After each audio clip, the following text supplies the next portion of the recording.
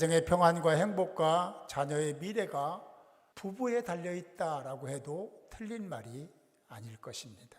미국 프린스턴 대학의 다니엘 카네만은 행복을 위한 3가지 조건을 제시했는데요. 그러니까 첫 번째, 환경적인 조건을 얘기했습니다. 다시 말하면 행복지수라는 것은 환경의 영향을 받게 돼 있다. 두 번째는 성격입니다. 그 사람이 어떤 성격을 가지고 있느냐, 내향적이냐 외향적이냐, 긍정적이냐 부정적이냐, 이런 성격에 의해서 가정이 행복하게 되기도 하고 그렇게 되지 않기도 하더라. 세 번째, 노력입니다. 노력해야 된다는 거, 애써야 된다는 거. 사실은 여기 중요한 가치가 하나 있는데, 노력 여하에 따라서 환경적 조건이나 성격, 성품도 영향을 받더라. 우리 성경 잠언에 보면은 노력해야 될 것에 대해서 얘기합니다. 잠언 15장 17절에 말씀합니다. 채소를 먹어도 서로 사랑하는 것이 살찐 소를 먹으면서 서로 미워하는 것보다 낫다. 채소를 놓고 먹더라도 서로 마음이 맞고 사랑하는 마음으로 먹을 때 기쁘고 즐겁지 않겠습니까?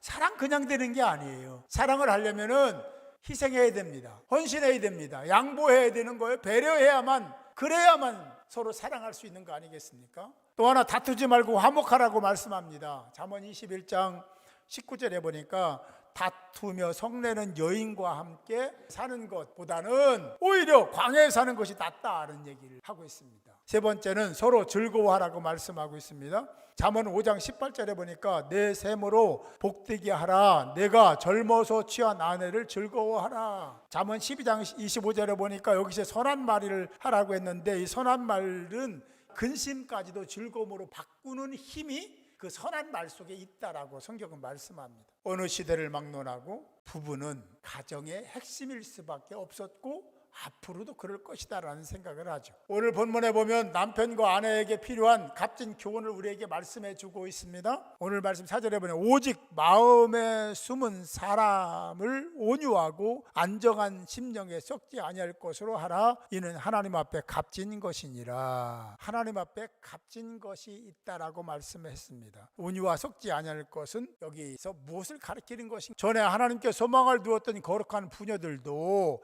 이와 같이 자기 남편에게 순종함으로 자기를 단장하였느니라. 여자가 단장해야 될 것은 외적인 모습이 아니라 내적인 모습을 단장해야 되는데, 과거의 믿음의 선진들, 그런 여인들도 그렇게 했다는 거죠. 거룩한 부녀들도 이와 같이 자기 남편에게 순종함으로 자기를 단장해야 돼요. 순종 그냥 됩니까? 순종 그냥 되는 게 아니에요. 자기를 내려놓지 않으면 순종되지 않습니다. 자기의 생각도 있어요. 가치도 있습니다. 자기의 정체성도 있는 겁니다. 그런데 그것을 다 내려놓아야 남편에 순종할 수 있는 거지, 그걸 그대로 지닌 상태에서는 절대로 순종이 불가능합니다. 그냥 되겠습니까? 아니요. 노력해야 됩니다. 애써야 됩니다. 한 번 실패하고 두 번 실패할 수 있습니다. 반복적으로 그렇게 애써야 자기가 다스려지는 거니까. 그런데 믿음의 선진들, 다시 말하면 거룩한 부녀들도 그렇게 했다는 거죠. 그런 과정을 거쳤다는 거예요. 그러면서 여러분도 그런 과정을 거쳐서 남편에게 순종하는 사람이 되어야 된다라고 성경은 말씀하고 있습니다. 아내들아, 이와 같이 자기 남편에게 순종하라. 이는 혹 말씀을 순종하지 않는 자라도 말로 말미암지 않고 그 아내의 행실로 말미암아 구원을 받게 하려 함이니라고 말씀하고 있습니다. 핵심은 아내는 남편의 말에 순종하라.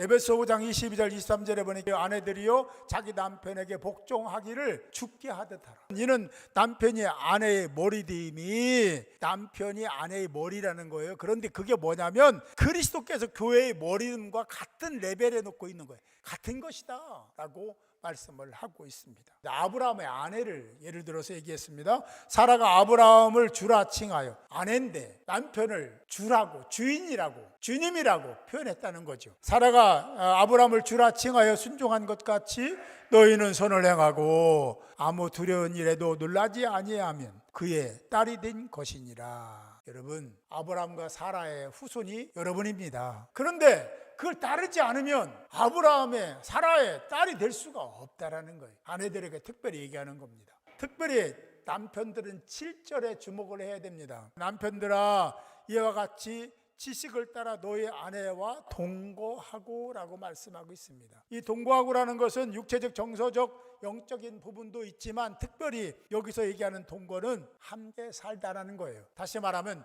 육체적인 관계를 얘기하는 거죠. 그러면서 그를 더 연약한 그릇이요, 그를 더 연약한 그릇이라고 했습니다. 누가? 아내가 더 연약한 그릇이다라는 것은 남편인 너보다 더 연약한 것이 아내요, 그리고 여자니까 귀히 여길 줄 알아야 된다라고 말씀하고 있습니다. 귀히 여기라는 것은 귀히 여길 이유가 뭐라겠어요? 더 연약한 그릇이기 때문이라고 했습니다. 또 하나는 생명의 은혜를 함께 이어갈 자가 아내이기 때문에 그렇다라고 말씀하고 있습니다. 또 하나, 아내를 귀히 여겨야 할 이유 하나가 더 있는데, 이는 너희 기도가 막히지 아니하게 하려 함이라. 아내를 미워하고 아내를 비판하고 또 아내와의 그런 다툼이 일어나고 이런 상태에서 하나님께 기도하면 하나님은 받지 않으십니다. 우리가 죄 있는 상태 하나님께 기도하면 그 기도가 하나님께 상달되는 것이 아니다라는 거예요. 그래서 우리가 죄의 문제를 먼저 해결하고 하나님께 기도하자는 얘기를 하는 거죠. 우리가 남편이 하는 기도가 막히지 않으면 하나님과의 관계에서 소통이 되게 하려면,